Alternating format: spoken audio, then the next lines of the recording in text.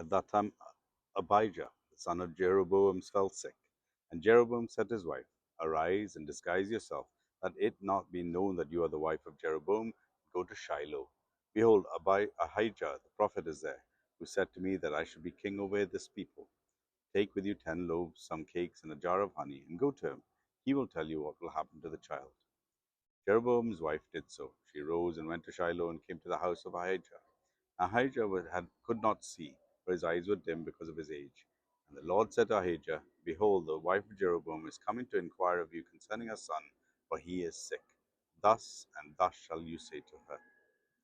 When she came, she pretended to be another woman. But when Ahijah heard the sound of her feet as she came in the door, he said, Come in, wife of Jeroboam. Why do you pretend to be another? For I am charged with unbearable news for you.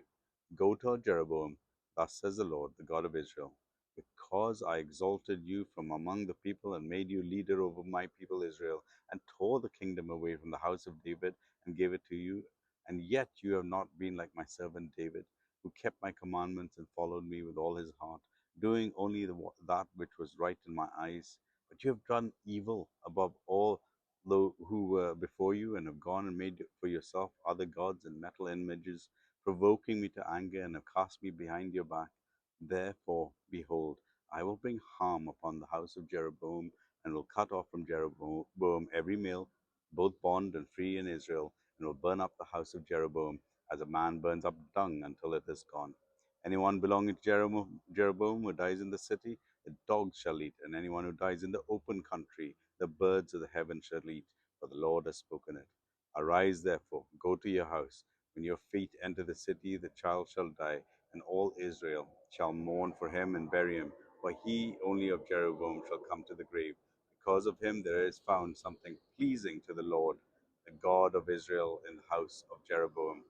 Moreover, the Lord will raise up for himself a king over Israel, who will cut off the house of Jeroboam today, and thenceforth the Lord will strike Israel as a reed is shaken in the water, and root up Israel out of his good land that he gave to their fathers, and scatter them beyond the Euphrates, because they have made their Asherim, provoking the Lord to anger. He will give Israel up because of the sins of Jeroboam, which he sinned and made Israel to sin. Then Jeroboam's wife rose and departed, and came to Tirzah. As she came to the threshold of the house, the child died. And all Israel buried and mourned for him, according to the word of the Lord, which he spoke by his servant Ahijah the prophet. Now the rest of the acts of Jeroboam, now how he warred and how he reigned, behold, they are written in the book of the Chronicles of the kings of Israel.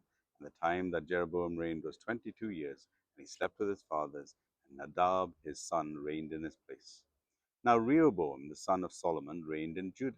Rehoboam was 41 years old when he began to reign, and he reigned 17 years in Jerusalem, the city the Lord had chosen out of all the tribes of Israel to put his name there. His mother's name was Naamah the Ammonite. And Judah did what he was evil in the sight of the Lord, and they provoked him to jealousy for their sins that they committed more than all their fathers had done. For they had built up, for they also built for themselves high places and pillars, and ashram on every high hill and under every green tree. And they all were also made male prostitutes in the land. They did according to all the abominations of the nations that the Lord drove out before the people of Israel.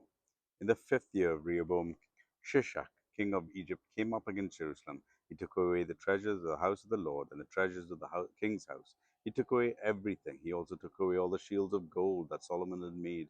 And King Rehoboam made in their place shields of bronze, committing them to the hands of the officers of the guard who kept the door of the king's house. As often as the king went into the house of the Lord, the guards carried them and brought them back to the guard room. Now the rest of the acts of Rehoboam and all that he did, are they not written in the book of the Chronicles of the kings of Judah? And there was war between Rehoboam and Jeroboam continually. And Rehoboam slept with his fathers and was buried with his fathers in the city of David. His mother's name was Naamah the Ammonite, and Abijam his son reigned in his place. 1 Kings chapter 14.